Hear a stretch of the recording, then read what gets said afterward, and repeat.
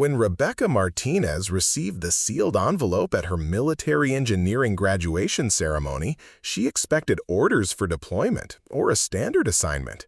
Instead, she found something that would change her life forever, a challenge that seemed impossible, even for someone who had just earned the highest honors in tactical construction and survival operations.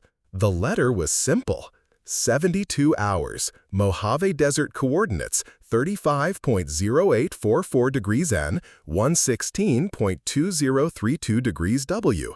Survive and build something that matters. Resources: 1 military-grade backpack, basic tools, and your training. Prove you're ready for what comes next. It was signed by Colonel Patricia Hawthorne, the legendary military strategist who had turned impossible missions into victories across 3 decades of service. The same woman who had just offered Rebecca a position in the most classified division of military engineering, a position that came with this unusual final test.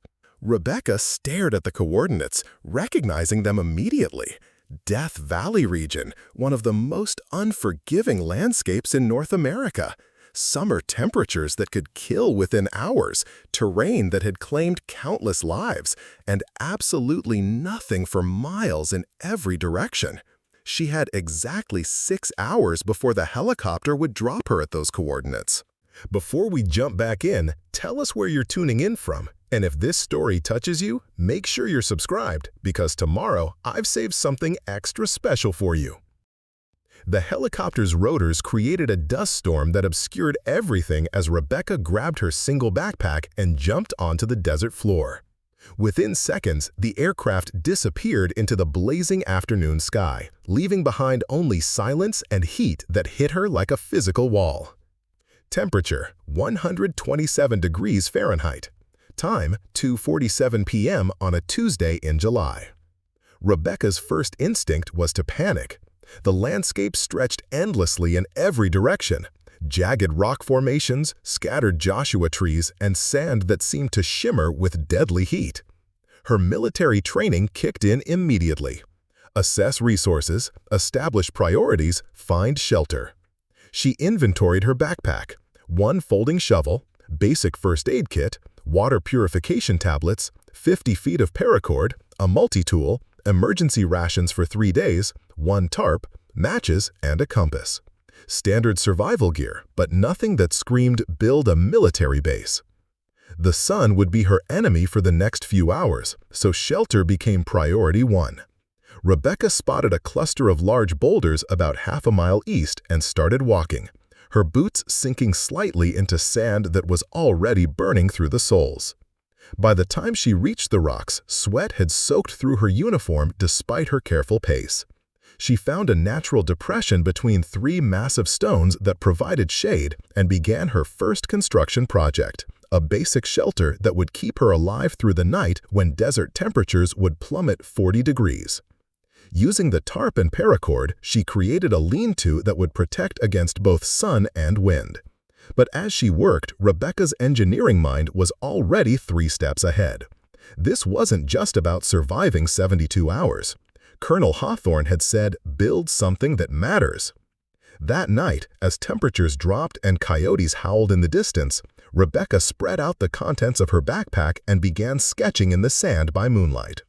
If she was going to build something significant in this hellscape, she needed to think like a military engineer, not just a survivor.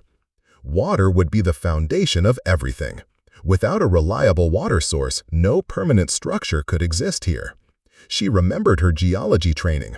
Desert regions often had underground aquifers, water tables that could be accessed if you knew where to look and had the right tools.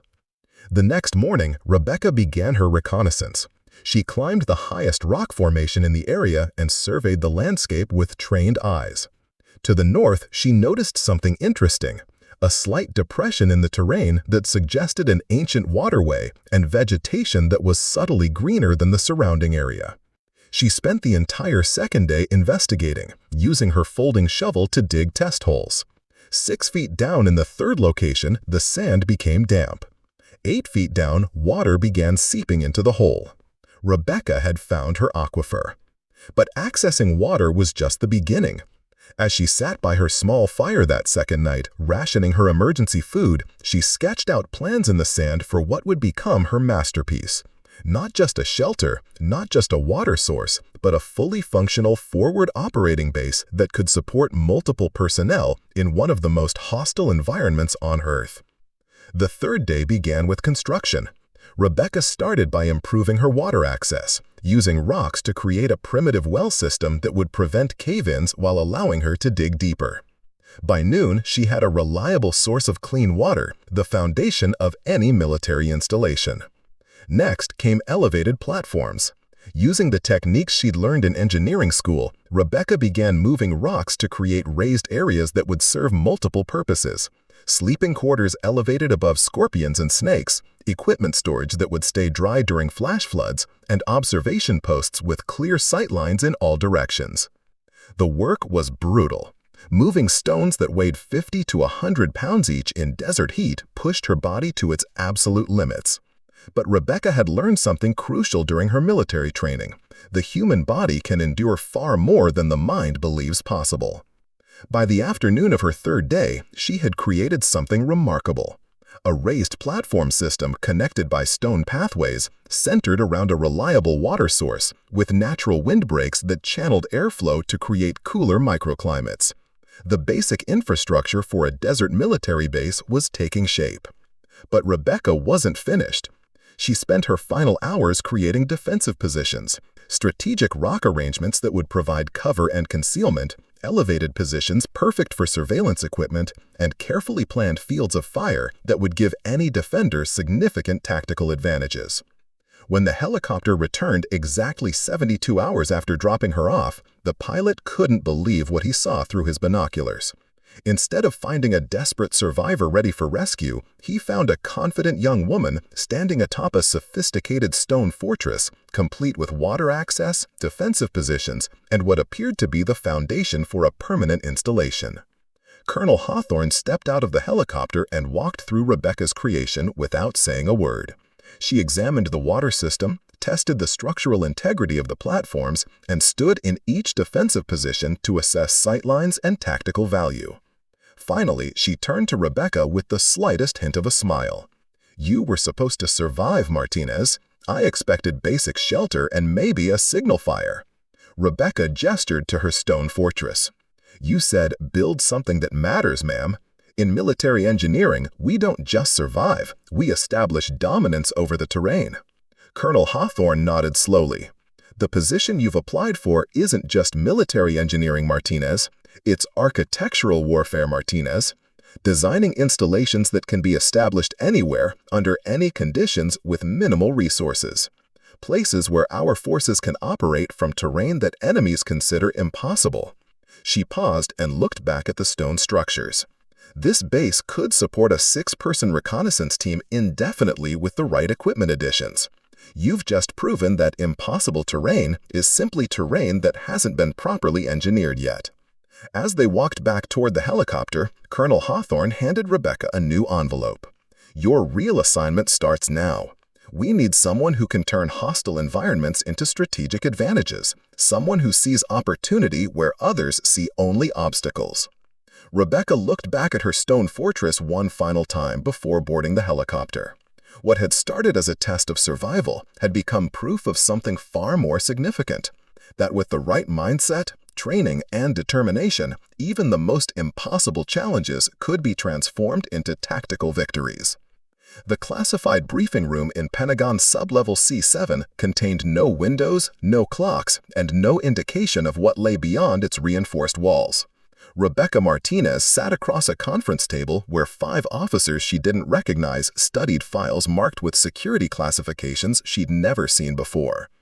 Colonel Hawthorne entered carrying a metal briefcase that required 2 different keys to open. "Lieutenant Martinez, what I'm about to show you is known to fewer than 20 people in the entire military. Your desert performance earned you a seat at this table, but what happens next will determine whether you leave this room with a new assignment or with a memory wipe." The briefcase contained photographs that made Rebecca's breath catch. Satellite images of installations that shouldn't exist. Military bases carved into mountainsides, underwater facilities anchored to ocean floors, and structures that appear to be built inside active volcanoes. Project Prometheus, Colonel Hawthorne explained. For 30 years, we've been developing the capability to establish permanent military installations in locations where conventional construction is impossible. The goal isn't just to survive in hostile environments, it's to thrive there while maintaining tactical superiority. General William Armstrong, a man whose chest displayed ribbons from conflicts Rebecca had only read about in history books, leaned forward. "The world is changing, Lieutenant. Climate change is creating new battlefields. Resource wars are opening theaters in previously uninhabitable regions, and our enemies are developing technologies that make traditional bases vulnerable." Rebecca studied the photographs more carefully. The underwater base showed signs of hydroponic farming systems. The volcanic installation had geothermal power generation, and the mountain facility appeared to have its own weather control systems. "Your desert test was elementary compared to what we do here," continued a woman introduced as Dr. Sarah Chen, whose credentials apparently included degrees in both military engineering and extreme environmental psychology.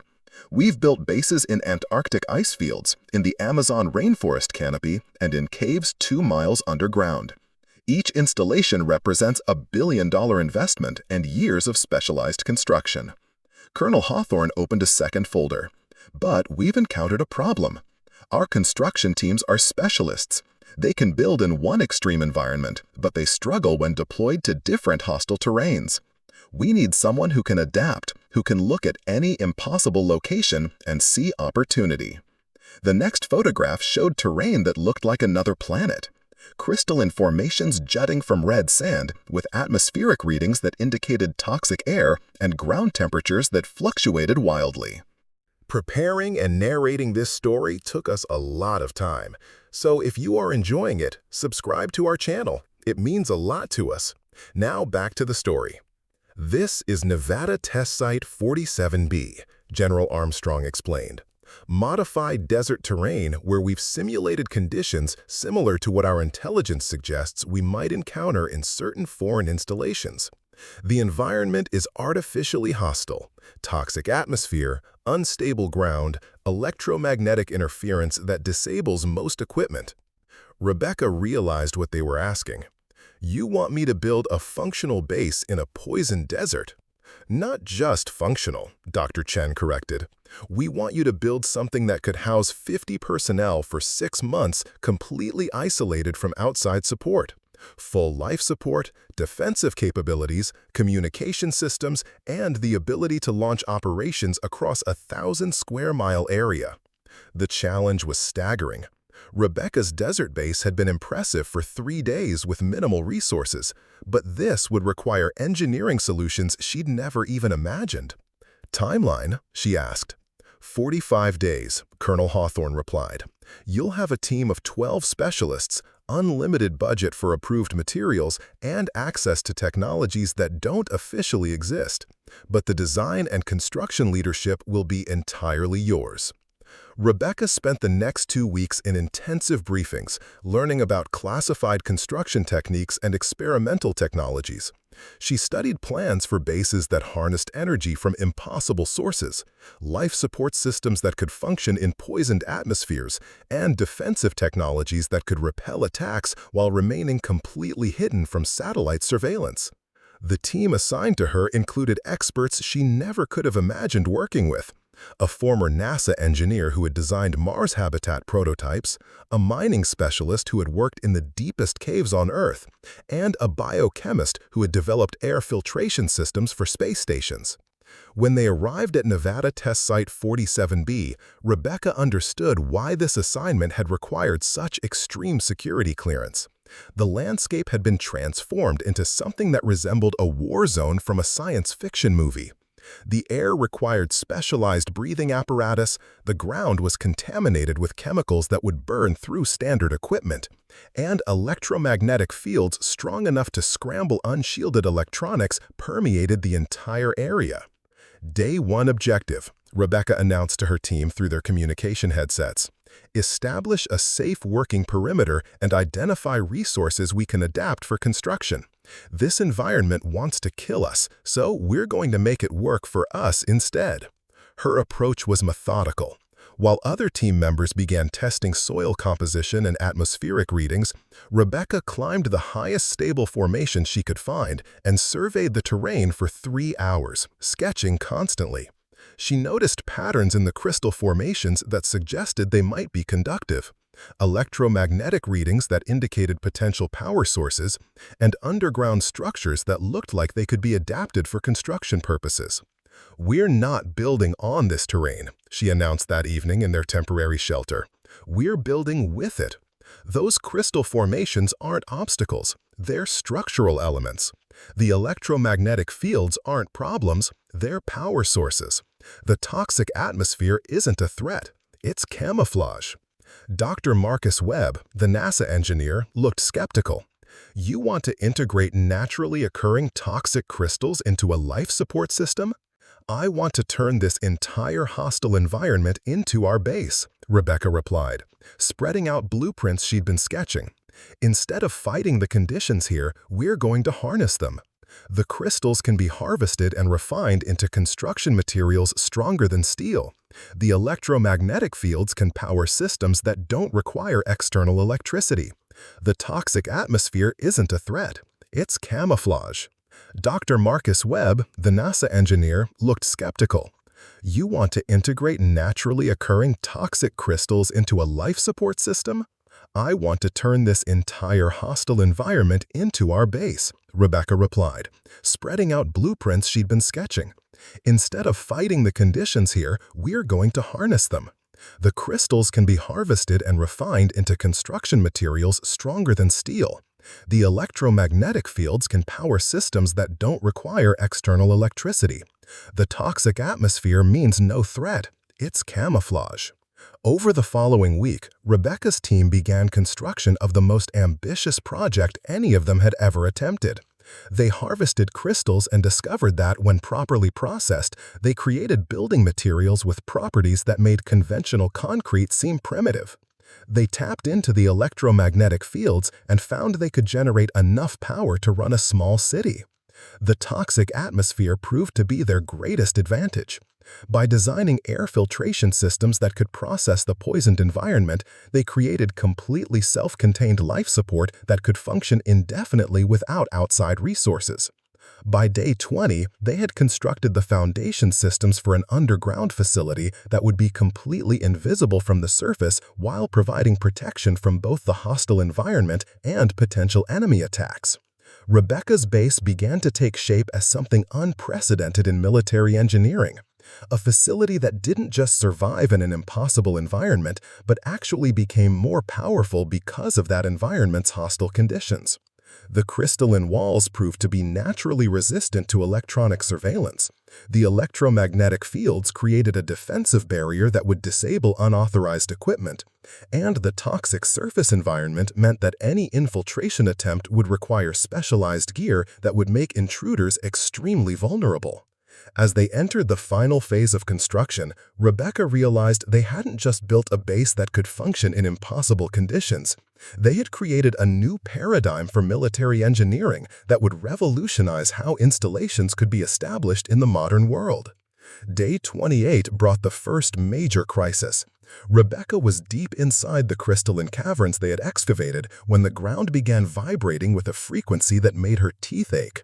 Emergency alarms echoed through the tunnels as her team scrambled to evacuation positions.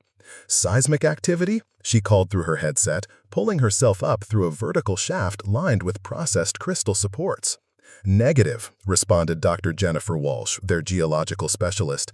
"This isn't natural.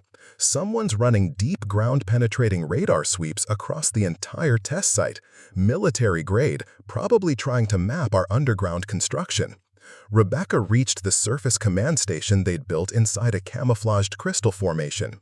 Through the observation ports, she could see vehicles moving across the desert horizon.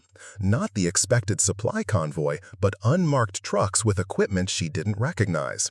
Colonel Hawthorne's voice crackled through the encrypted communication system. "Martinez, we have a situation. Foreign intelligence has somehow learned about Site 47B. What you're seeing is a reconnaissance team trying to gather information about Project Prometheus. Your base construction just became a live military exercise. The stakes had completely changed. This was no longer a training mission or a test of Rebecca's engineering capabilities. Enemy agents are actively trying to penetrate a classified installation, and her partially completed base was the only thing standing between state secrets and foreign powers. Team leaders, Rebecca commanded, watching the approaching vehicles through high-powered scopes. Dr. Webb's voice came through clearly. Electromagnetic defense systems are operational. Power generation at 85% of design capacity. Those vehicles will lose all electronic systems if they come within 500 meters of our perimeter. Air filtration and life support are fully independent, reported Dr. Chen. We can seal the facility completely and maintain a breathable atmosphere for up to 4 months with current personnel. Rebecca studied the tactical situation. Her base wasn't finished, but it had capabilities that even she hadn't fully anticipated. The crystalline construction materials were naturally resistant to most forms of surveillance. The electromagnetic fields would create a defensive barrier that would disable unauthorized equipment, and the toxic surface environment meant that any infiltration attempt would require specialized gear that would make intruders extremely vulnerable. "Lockdown protocol initiated," she announced. "We're going to find out exactly how well our defensive systems work under real conditions." The foreign reconnaissance team made their first mistake by sending a drone to survey the area. The moment it entered their electromagnetic field, the device's circuits fried, and it crashed into the poisoned sand, where the toxic atmosphere began corroding its components within minutes. Their second mistake was attempting to approach on foot. The agents had brought environmental suits to protect against the artificial toxins, but they hadn't anticipated that Rebecca's team could track their movements through seismic sensors embedded throughout the crystal formations. 6 personnel advancing from the northeast ridge, reported Dr. Walsh, monitoring underground vibration patterns. They're moving in standard military formation, carrying equipment that suggests they're planning to attempt penetration of the facility. Rebecca made a decision that would define her military career. Instead of waiting for backup or instructions from command, she activated systems they had built but never tested under hostile conditions. The crystal formations around the base began resonating at frequencies that created disorienting acoustic effects, making it impossible for the approaching agents to maintain coordination. The electromagnetic fields intensified, causing their communication equipment to emit feedback that forced them to remove their headsets. Most importantly, Rebecca activated the atmospheric processors they had installed throughout the facility. Instead of just filtering toxins out of the air, the systems began releasing concentrated toxic compounds that would overwhelm any environmental suit not specifically designed for these exact chemical signatures. "Base Command, this is Martinez," she reported through secure channels. "The enemy reconnaissance team has been neutralized through environmental defensive measures. No shots fired, no casualties, but they've been forced to retreat beyond the safe perimeter." Colonel Hawthorne's response revealed the true significance of what had just happened. "Outstanding work, Lieutenant. What you've demonstrated is exactly what Project Prometheus was designed to achieve. Military installations that defend themselves through environmental manipulation rather than conventional weapons." But Rebecca's success had attracted attention she hadn't expected. Within hours, military vehicles surrounded Site 47B. Not enemy forces, but senior Pentagon officials who had flown in to personally inspect the facility that had just proven itself under combat conditions. General Patricia Kellerman, a woman whose reputation included revolutionary changes in military strategy, descended into the crystalline complex with an entourage of specialists and analysts. She moved through the tunnels examining construction techniques, testing air quality, and evaluating defensive capabilities that existed nowhere else in military engineering. "This isn't just a base," she observed. Standing in the central command chamber where crystal walls provided natural electromagnetic shielding while supporting monitoring systems that could track movement across hundreds of square miles. "This is a new form of warfare architecture. You've created an installation that becomes more powerful the more hostile its environment becomes." Rebecca had achieved something unprecedented. Her base could generate its own power indefinitely, provide life support in environments that would kill unprotected personnel, defend itself without traditional weapons, and remain completely invisible to conventional surveillance methods. The implications are staggering, General Kellerman continued. Traditional military bases are vulnerable because they're designed to be comfortable for human personnel. But comfort makes installations detectable and attackable. Your facility draws strength from conditions that enemies can't survive. Dr. Webb pulled up holographic displays showing the base's capabilities. We're processing toxic air faster than the environment can generate it, creating an expanding zone of breathable air underground.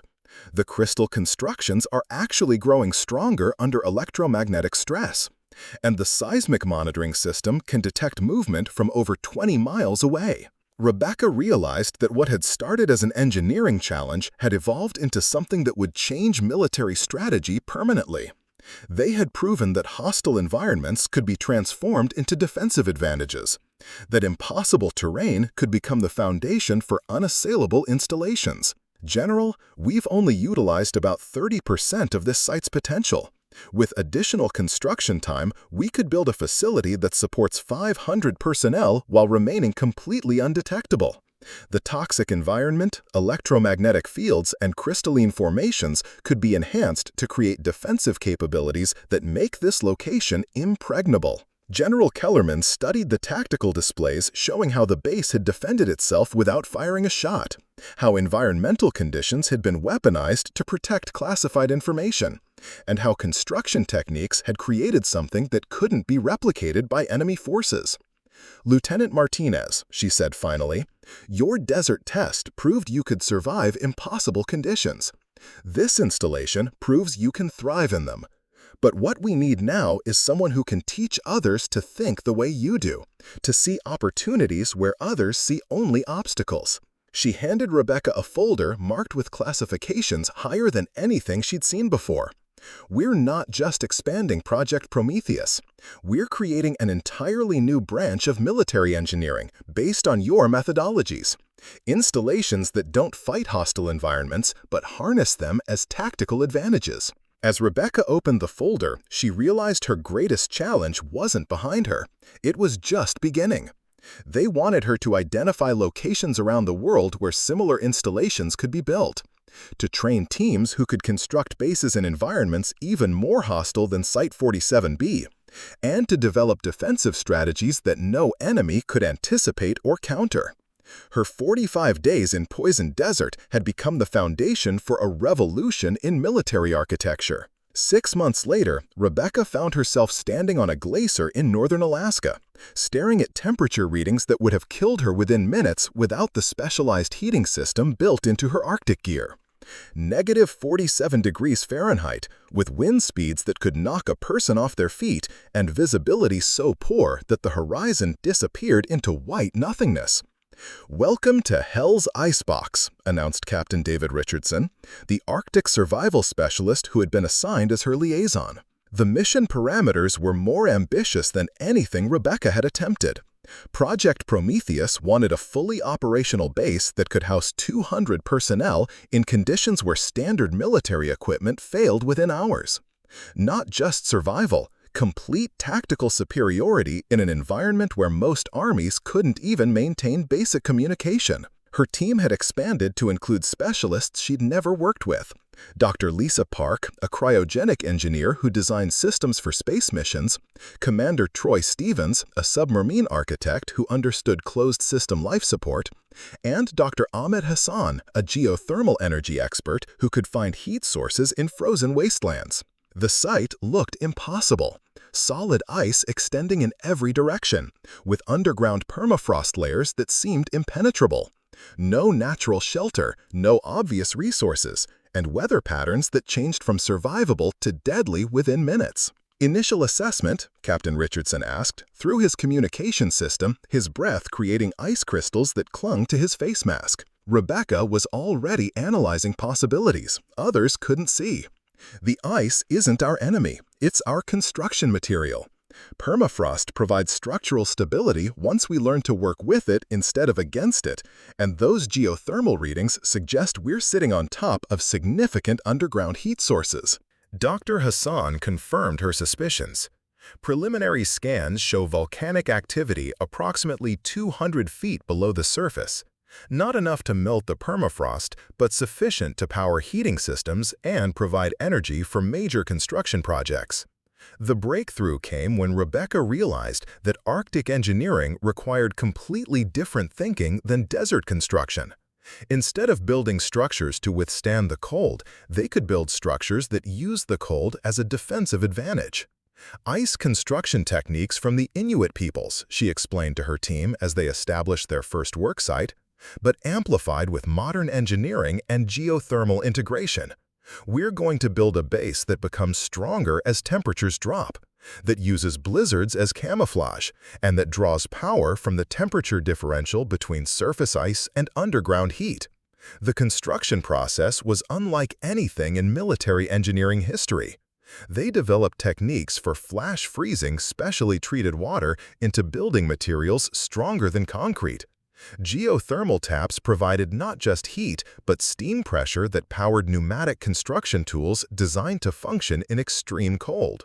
Dr. Park's cryogenic expertise proved invaluable when they began building underground chambers. By controlling freeze-thaw cycles, we can create cavities in the permafrost that are perfectly shaped for specific purposes. Command centers, storage facilities, personnel quarters, all carved from ice that never melts. Within 3 weeks, they had established the foundation systems for an installation that would be completely invisible from the surface while providing protection from both Arctic conditions and potential military threats. The base existed entirely within controlled ice formations that appeared natural to satellite surveillance. Commander Stevens solved the life support challenges by adapting submarine technologies for Arctic conditions. Closed-loop atmospheric processing, waste heat recovery, and hydroponic food production systems that function at temperatures where most plants would die within seconds. But Rebecca's most innovative breakthrough was weaponizing the Arctic environment itself. The base's defensive systems could trigger controlled avalanches, create ice barriers that would stop heavy vehicles, and generate localized blizzards that would blind enemy forces while leaving base personnel unaffected. Demonstration time, Rebecca announced on day 28 as a simulated enemy force approached their position for testing purposes. The attacking team never had a chance. Pressure-triggered ice formations collapsed strategic passages, steam vents created fog barriers that disabled thermal imaging, and the base's heating systems could selectively melt specific ice formations to create impassable terrain around enemy positions. Most impressively, the base could become completely dormant, appearing as nothing more than natural ice formations while maintaining full life support for personnel sealed in heated underground chambers. General Armstrong arrived by icebreaker helicopter to inspect the completed facility, accompanied by military officials from 3 different countries who had been briefed on Project Prometheus capabilities. "This changes Arctic warfare permanently," he observed, standing in the central command chamber where ice walls provided natural insulation while supporting advanced communication systems that could coordinate operations across the entire polar region. Traditional cold-weather military operations require massive logistical support just to keep personnel alive. This installation makes the Arctic environment a tactical advantage.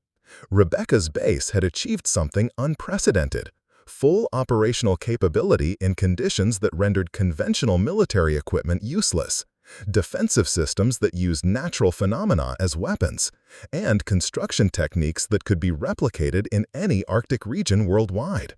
"The strategic implications are revolutionary," continued a Canadian military observer whose name Rebecca wasn't cleared to know. "Arctic territories are becoming increasingly important due to climate change and resource access. Installations like this could control sea lanes, monitor enemy movements, and project power across regions that were previously considered militarily irrelevant." Dr. Hassan's energy systems had proven that geothermal taps could power installations indefinitely while remaining undetectable. The ice construction materials had properties that made the base resistant to conventional weapons while providing natural electromagnetic shielding. Most significantly, Rebecca had demonstrated that extreme environmental conditions could be transformed into tactical advantages that gave military forces capabilities their enemies couldn't match or counter. Lieutenant Martinez, General Armstrong said, examining tactical displays that showed how the base could coordinate operations across thousands of square miles of Arctic terrain. Your desert installation proved the concept. This Arctic base proves the scalability. But what we need now is global implementation. He opened a briefing case containing satellite images of locations that made Rebecca's previous challenges seem simple by comparison. Underwater trenches where pressure would crush conventional structures, volcanic regions where temperatures exceeded anything human engineering had attempted, and high-altitude locations where atmospheric conditions made normal life support impossible. We're not just building extreme environment bases anymore, he explained. We're creating a network of installations that can operate in conditions where enemies can't survive. Using environmental factors as weapon systems and establishing military presence in regions that were previously considered militarily irrelevant. Rebecca's base had achieved something unprecedented: full operational capability in conditions that rendered conventional military equipment useless, defensive systems that used natural phenomena as weapons, and construction techniques that could be replicated in any Arctic region worldwide. The strategic implications are revolutionary, continued a Canadian military observer whose name Rebecca wasn't cleared to know. Arctic territories are becoming increasingly important due to climate change and resource access. Installations like this could control sea lanes, monitor enemy movements, and project power across regions that were previously considered militarily irrelevant. Dr. Hassan's energy systems had proven that geothermal taps could power installations indefinitely while remaining undetectable. The ice construction materials had properties that made the base resistant to conventional weapons while providing natural electromagnetic shielding. Most significantly, Rebecca had demonstrated that extreme environmental conditions could be transformed into tactical advantages that gave military forces capabilities their enemies couldn't match or counter. Lieutenant Martinez, General Armstrong said, examining tactical displays that showed how the base could coordinate operations across thousands of square miles of Arctic terrain. Your desert installation proved the concept. This Arctic base proves the scalability. But what we need now is global implementation. He opened a briefing case containing satellite images of locations that made Rebecca's previous challenges seem simple by comparison. Underwater trenches where pressure would crush conventional structures, volcanic regions where temperatures exceeded anything human engineering had attempted, and high-altitude locations where atmospheric conditions made normal life support impossible. We're not just building extreme environment bases anymore, he explained. We're creating a network of installations that can operate in conditions where enemies can't survive. Using environmental factors as weapon systems and establishing military presence in regions that reshape global strategic balance. Rebecca realized that her journey from desert survival test to Arctic base construction had been preparation for something much larger. They wanted her to develop military installations that could function in every hostile environment on Earth, creating defensive capabilities that would make traditional warfare concepts obsolete. Her success in frozen wastelands had proven that impossible conditions could be unbeatable advantages. The submersible's lights cut through absolute darkness as they descended towards coordinates that shouldn't have been accessible to human engineering. 4 miles beneath the Pacific Ocean, where pressure would instantly crush any conventional structure and temperatures hovered just above freezing, Rebecca Martinez prepared for her most impossible challenge yet. Bottom contact in 60 seconds, announced Captain Maria Santos, the deep-sea operations specialist whose submarine experience included missions to ocean trenches that remained classified decades after completion. Pressure readings are off the charts. We're talking about conditions that make your desert and Arctic projects look like vacation resorts. Through the reinforced viewing ports, Rebecca could see the ocean floor approaching, a landscape of volcanic vents, mineral formations, and geological structures that exist in perpetual darkness. No sunlight had touched this terrain for millions of years, and the crushing weight of 4 miles of water above created an environment where normal physics seemed suspended. Final depth, 21,000 feet, reported Dr. Michael Foster, the marine engineer whose designs had enabled deep ocean mining operations in conditions previously thought impossible. Water pressure is approximately 650 times atmospheric pressure at sea level. Standard human exposure time without proper protection, 0 seconds. The mission brief had been stark. Project Prometheus needed an underwater installation that could monitor enemy submarine movements, coordinate naval operations across entire ocean basins, and remain completely undetectable to surface surveillance. The location had been chosen specifically because no military force on Earth had ever attempted permanent construction at such depths. Rebecca's team for this phase included specialists whose expertise bordered on science fiction. Dr. Jennifer Liu, a biomedical engineer who designed life support systems for extreme pressure environment. Commander Robert Kelly, whose experience with underwater habitats included prototype space colonization projects. The submersible touched down on the ocean floor with barely a tremor. Its reinforced hull designed to withstand pressures that would implode conventional vehicles instantly. Through advanced sonar systems, Rebecca began mapping the terrain and identifying resources she could adapt for construction purposes. Hydrothermal vents providing both heat and mineral resources, she observed, studying readouts that showed temperatures exceeding 800 degrees Fahrenheit emerging from volcanic fissures.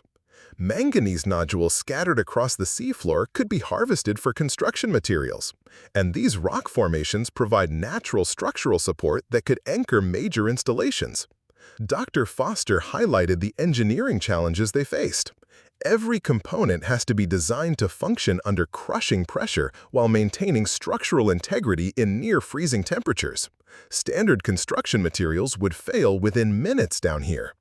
But Rebecca had learned to see opportunities where others saw only obstacles.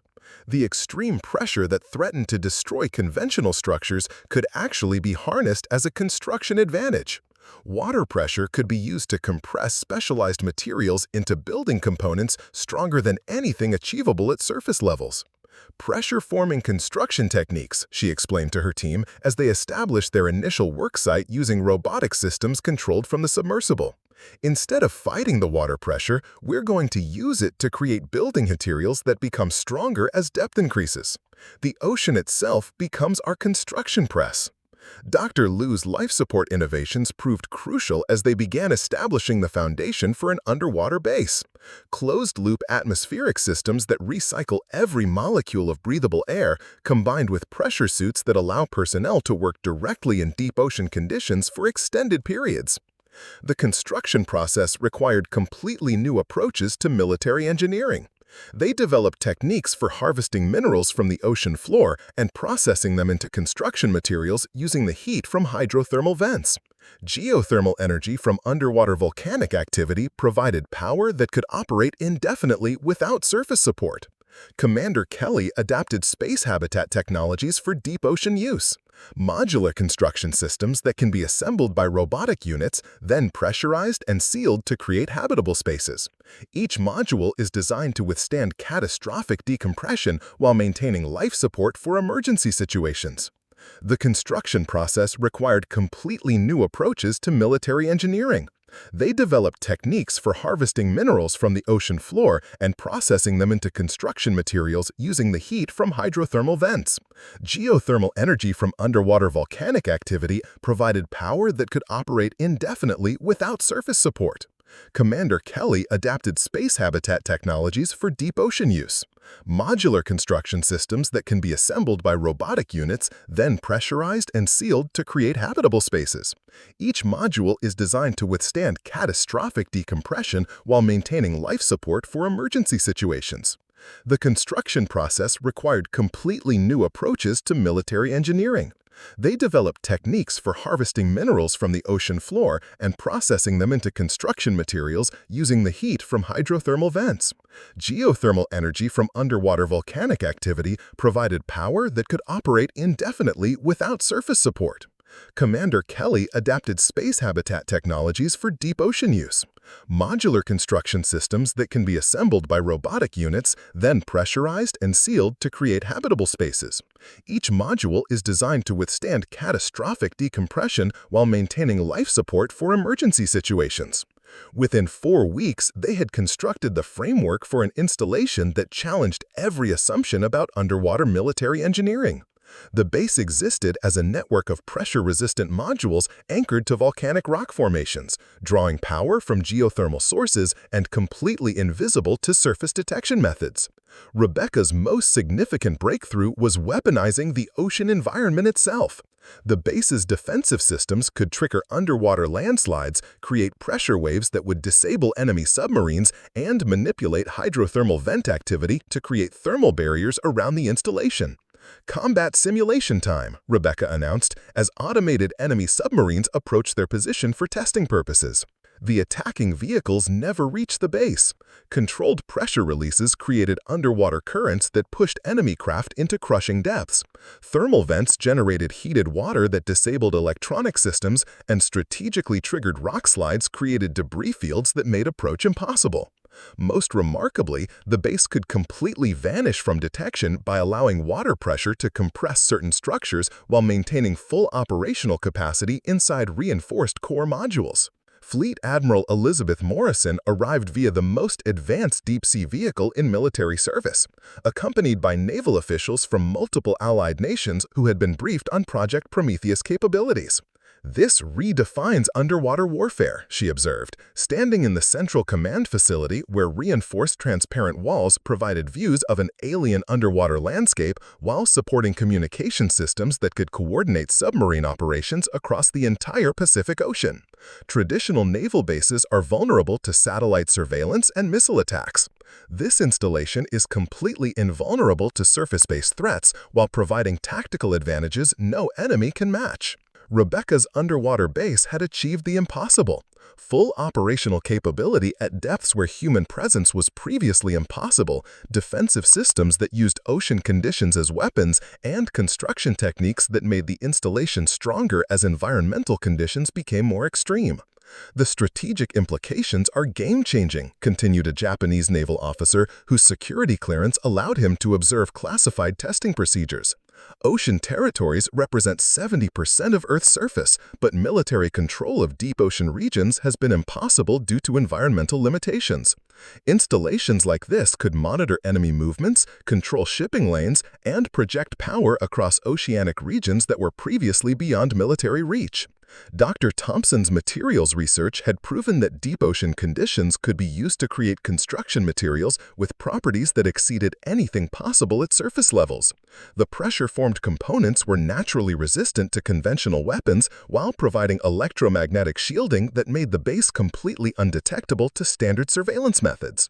Most significantly, Rebecca had demonstrated that the most hostile environment on Earth could be transformed into an unassailable military advantage that gave naval forces capabilities their enemies couldn't anticipate or counter. Lieutenant Martinez, Fleet Admiral Morrison said, examining tactical displays that showed how the base could coordinate operations across ocean regions spanning multiple continents, "Your desert installation began this revolution. Your Arctic base proved global applicability. This underwater facility proves that no environment is too extreme for military engineering excellence." She opened a briefing packet containing photographs that made Rebecca realize her journey was approaching something unprecedented. Satellite images of locations in Earth's upper atmosphere, deep underground cavern systems, and regions where environmental conditions exceeding anything human engineering had ever attempted. "We're not just building individual extreme environment bases anymore," Admiral Morrison explained. "We're creating an integrated global network of installations that can operate where enemies cannot survive, using environmental factors as weapon systems and establishing military presence that reshapes the entire strategic balance of power." Rebecca understood that her progression from desert survival to underwater mastery had been preparation for the ultimate challenge: military installations that could function in every impossible environment simultaneously. The stratospheric balloon gondola swayed gently at 85,000 feet above sea level, where the curvature of Earth stretched to the horizon and the sky above had turned the deep purple black of near space. Rebecca Martinez checked her instruments one final time before beginning humanity's most ambitious construction project, a military installation suspended in the stratosphere where atmospheric pressure was less than 1% of sea level and temperatures fluctuated between -70 and +60 degrees Fahrenheit. "Final systems check complete," announced Dr. James Crawford, the aerospace engineer whose experience included designing components for the International Space Station. "We're officially in the death zone, altitude where unprotected human exposure results in unconsciousness within 15 seconds and death within 2 minutes." The mission parameters had evolved beyond anything Project Prometheus had previously attempted. They needed a fully operational aerial base that could house 300 personnel while remaining completely undetectable to ground-based radar, satellite surveillance, or enemy aircraft. The installation would serve as a command center for coordinating military operations across multiple continents while maintaining a permanent position above strategically critical regions. Rebecca's team for this phase represented the absolute pinnacle of extreme environment engineering. Dr. Angela Rodriguez, an atmospheric physicist who specialized in high-altitude weather systems. Colonel Frank Mitchell, a test pilot whose experience included experimental aircraft that operated at the edge of space. And Dr. Kevin Zhang, a structural engineer who designed buildings capable of withstanding hurricane-force winds while maintaining precise stability. Through the reinforced observation windows, Rebecca could see the construction challenge that awaited them.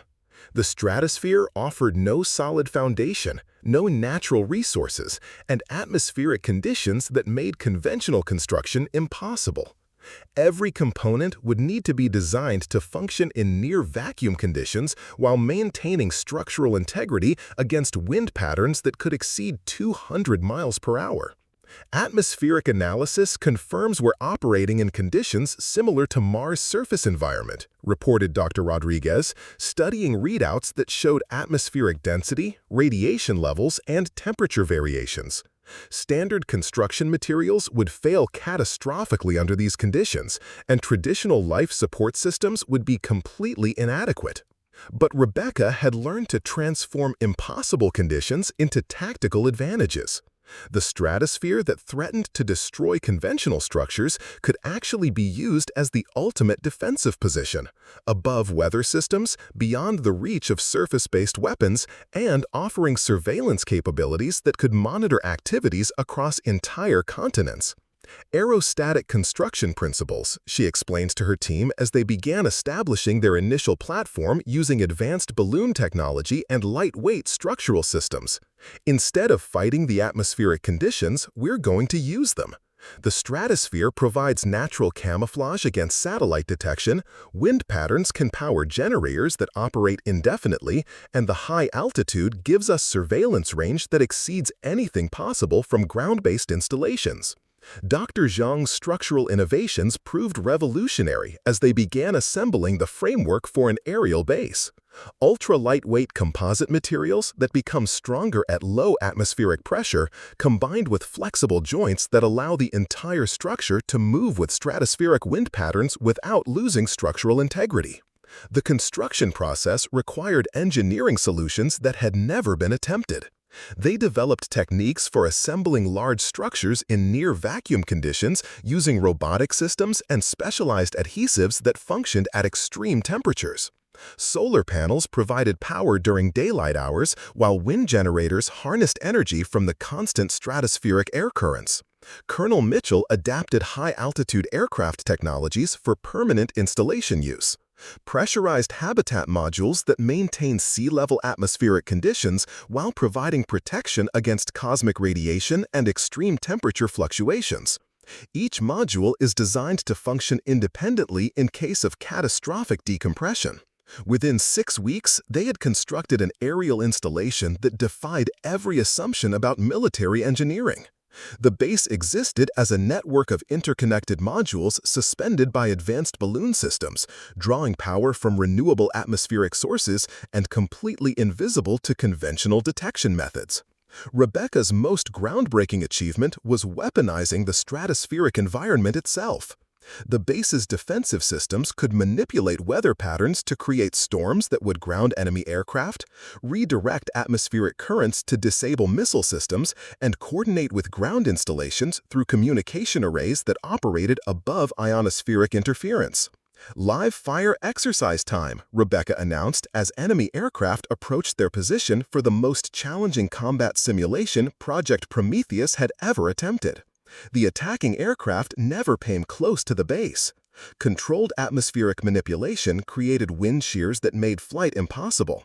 Electromagnetic pulse systems disabled enemy electronics while leaving base systems unaffected, and strategic deployment of chaff created radar shadows that made the installation completely invisible to targeting systems. Most impressively, the base could relocate by riding stratospheric wind currents, moving thousands of miles while maintaining full operational capacity and remaining undetectable to enemy surveillance.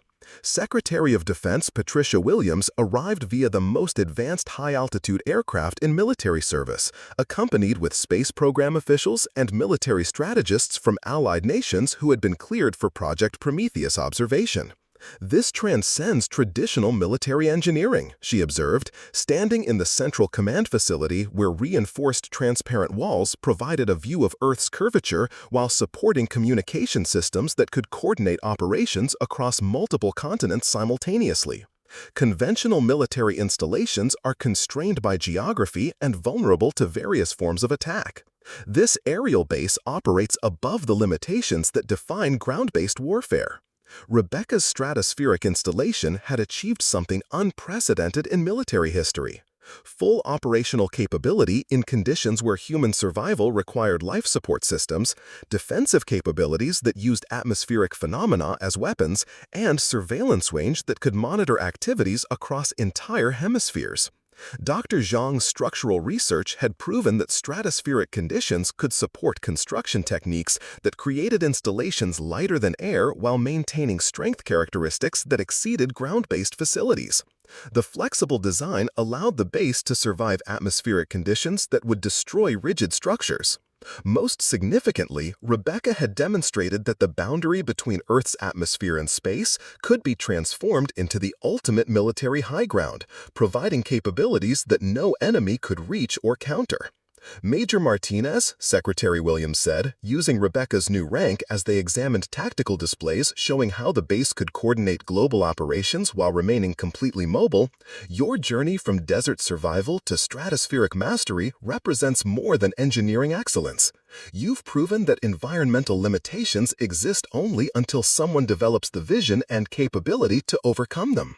She opened a briefing case containing documents that made Rebecca realize her progression through impossible environments had been leading to something beyond military applications. Proposals for civilian applications of extreme environment engineering, disaster relief installations that could operate in conditions where conventional aid was impossible, and research facilities that could advance scientific understanding of Earth's most hostile regions. "We're not just revolutionizing military capabilities," Secretary Williams explained. "Your methodologies for transforming hostile environments into tactical advantages have applications that extend far beyond warfare. Climate change is creating new challenges that require exactly the kind of innovative thinking you've demonstrated." Rebecca understood that her evolution from a desert survival test to stratospheric engineering mastery had prepared her for challenges that would define the future of human civilization. The techniques she had developed for military installations could be adapted to help humanity thrive in environments that were becoming increasingly hostile due to global changes. Her success in the stratosphere had proven that no environment was beyond human engineering capability when approached with the right combination of vision, determination, and innovative thinking. 5 years after Rebecca Martinez had first stepped into the Mojave Desert with nothing but a backpack and a challenge, she stood in the Pentagon's most classified briefing room facing a gathering that included heads of state, Nobel Prize winners, and representatives from every major space agency on Earth. The woman who had once struggled to survive 72 hours in hostile terrain was now being asked to save human civilization itself. "The climate data is undeniable," announced Dr. Elizabeth Harper, the climatologist whose research had convinced world leaders that humanity faced an extinction-level crisis. Rising sea levels will displace 2 billion people within 30 years. Extreme weather events are making vast regions uninhabitable. Traditional infrastructure cannot survive the environmental changes we're experiencing. The holographic displays showed a planet transforming into something hostile to human life. Coastal cities disappearing beneath rising oceans, agricultural regions becoming deserts, and polar regions experiencing temperature fluctuations that destabilized global weather patterns. Humanity needed solutions for surviving in environments that were becoming as hostile as the locations where Rebecca had built her impossible military installations.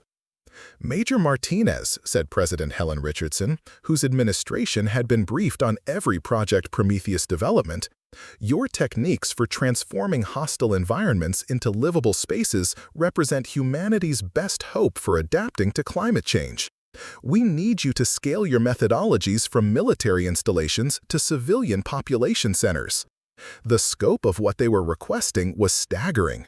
Rebecca's team would need to design entire cities that could function in conditions where conventional construction was impossible, develop life support systems that could sustain millions of people in hostile environments, and create infrastructure that could adapt to rapidly changing environmental conditions.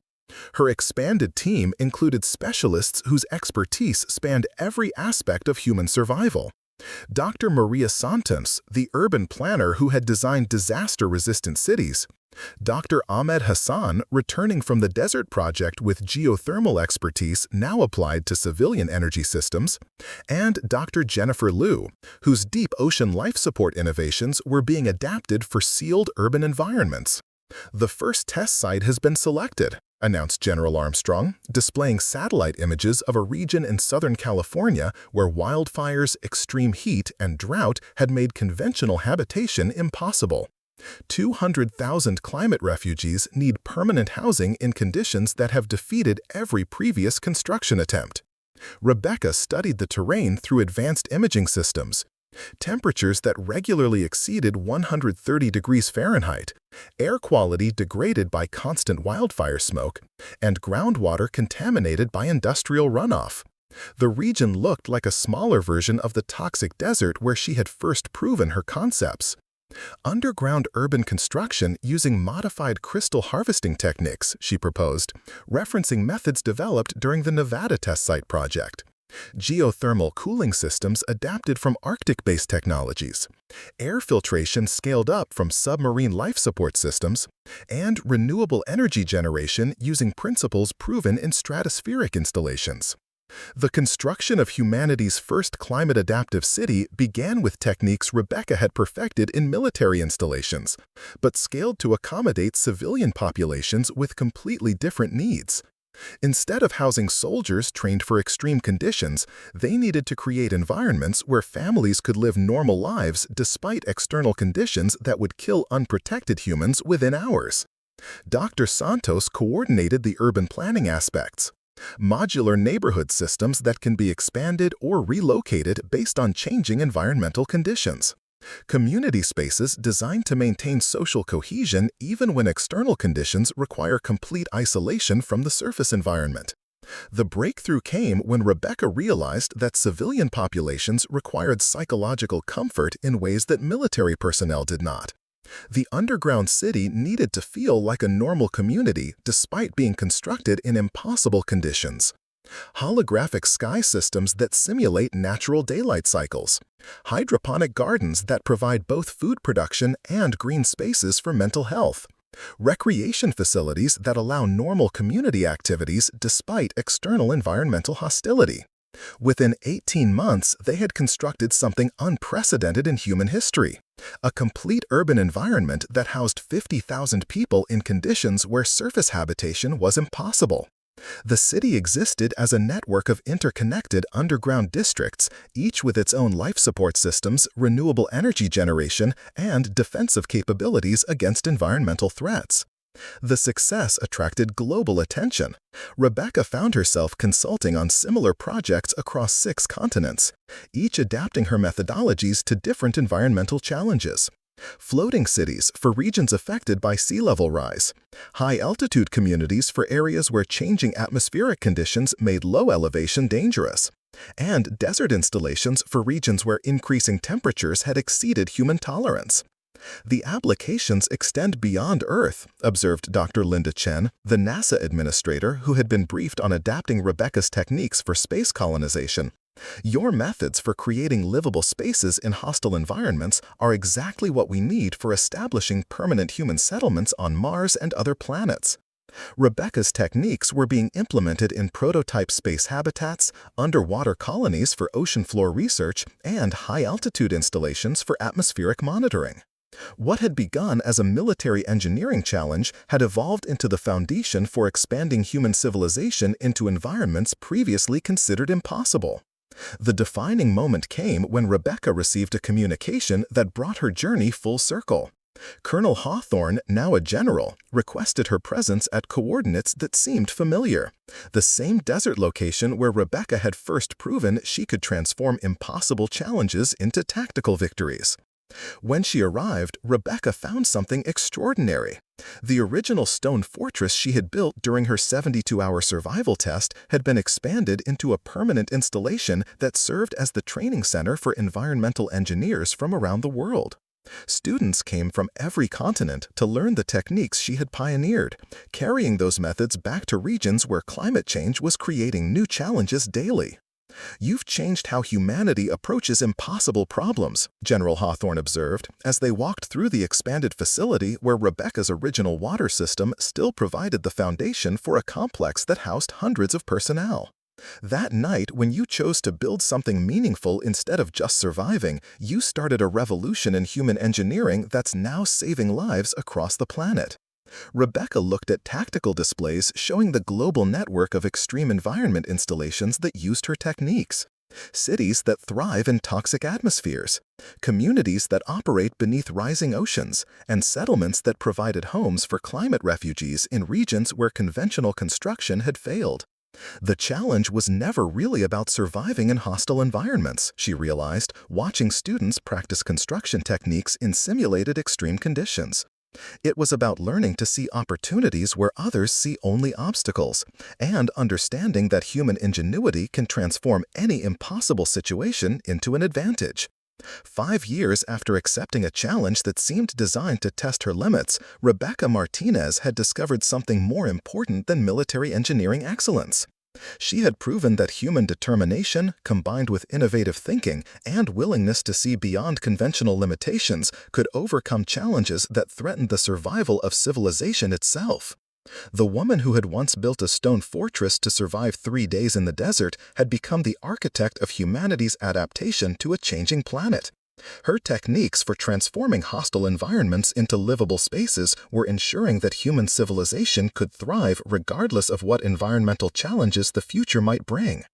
Rebecca's journey from desert survival to global environmental engineering had demonstrated something profound: that impossible challenges exist only until someone develops the vision and capability to transform them into opportunities for human advancement. The global implementation of Rebecca's methodologies accelerated rapidly as climate emergencies intensified worldwide. Within 2 years of the first climate-adaptive city's success, 12 nations had commissioned similar projects, each facing unique environmental disasters that required customized applications of her extreme environmental engineering principles. In Bangladesh, where rising sea levels threatened to displace 30 million people, Rebecca's team adapted their underwater construction techniques to create floating urban platforms that could rise and fall with changing water levels while maintaining full infrastructure services. The engineering challenge required integrating deep ocean pressure resistance with surface-level accessibility, creating structures that functioned as both submarines and conventional buildings depending on flood conditions. Dr. Yuki Tanaka, the hydrological engineer who led the Bangladesh project, reported breakthrough innovations that exceeded even Rebecca's original expectations.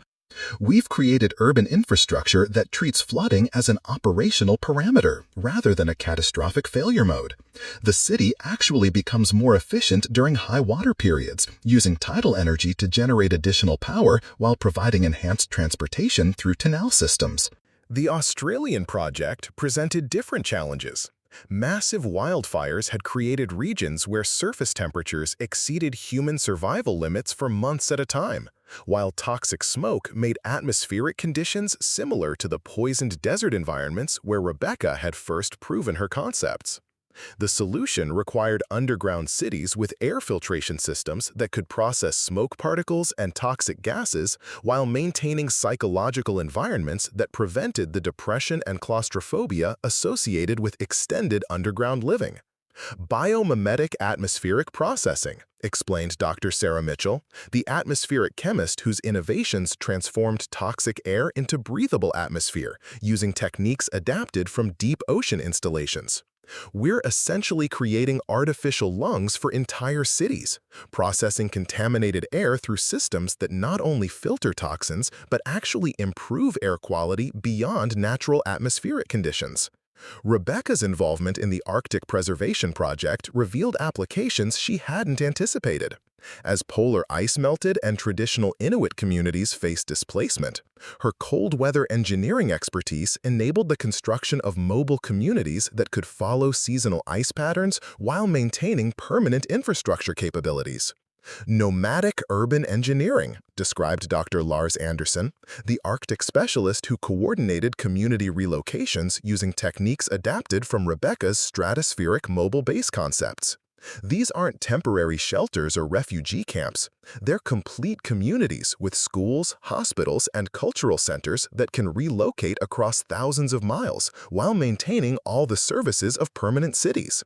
The most ambitious project began when the European Space Agency formally requested Rebecca's consultation on permanent Mars colonization.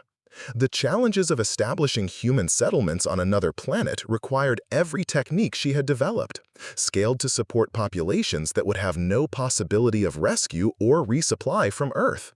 Martian settlement engineering represents the ultimate test of environmental adaptation methodologies, observed Dr. Roberto Silva, the exobiologist whose research informed life support requirements for extended space missions.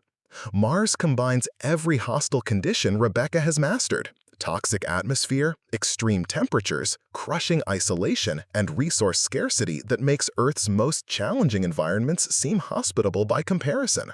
The Mars project required innovations that pushed beyond anything achieved in terrestrial installations. Atmospheric processors that could transform carbon dioxide into breathable air, construction techniques using Martian soil and minerals, and psychological support systems for populations that would spend years without seeing Earth's sky. Rebecca's design for the first permanent Martian city incorporated lessons from every environment where she had worked. Underground construction borrowed from desert and Arctic techniques, atmospheric processing scaled up from underwater installations, renewable energy systems adapted from stratospheric projects, and mobile components that allowed the settlement to relocate based on planetary conditions. "We're not just building a research station," she explained to the international consortium funding the Mars colonization project. "We're establishing the foundation for human civilization on another planet. Every system must be designed for permanent operation without Earth support, using only resources available in one of the most hostile environments humans have ever encountered." The psychological aspects of extreme environmental living had become as important as the engineering challenges. Dr. Catherine Brooks, the environmental psychologist who studied long-term adaptation to isolated conditions, discovered that Rebecca's installations succeeded not just because they provided physical survival, but because they maintained community structures that preserved mental health during extended isolation. Social architecture, Dr. Brooks termed the community design principles Rebecca had developed, physical environments that encourage human interaction, maintain cultural practices, and provide psychological anchors that prevent the despair and cognitive deterioration associated with extended isolation. Rebecca's influence expanded beyond construction projects into educational systems that prepared future generations for environmental challenges.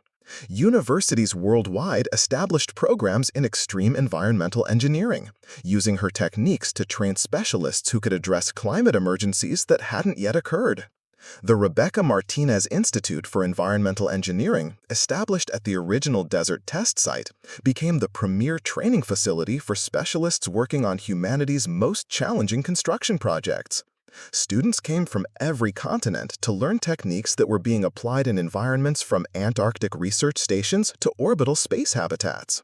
"She's created more than engineering solutions," observed Dr. Helen Chang, the institute's director who had studied under Rebecca during the Stratospheric project. "She's established a new way of thinking about human potential that transforms every challenge into an opportunity for advancement." The global network of extreme environmental installations had evolved into humanity's insurance policy against civilizational collapse. When traditional infrastructure failed due to climate disasters, Rebecca's installations provided continuity that preserved communities, maintained essential services, and demonstrated that human civilization could adapt to environmental changes that had previously seemed catastrophic.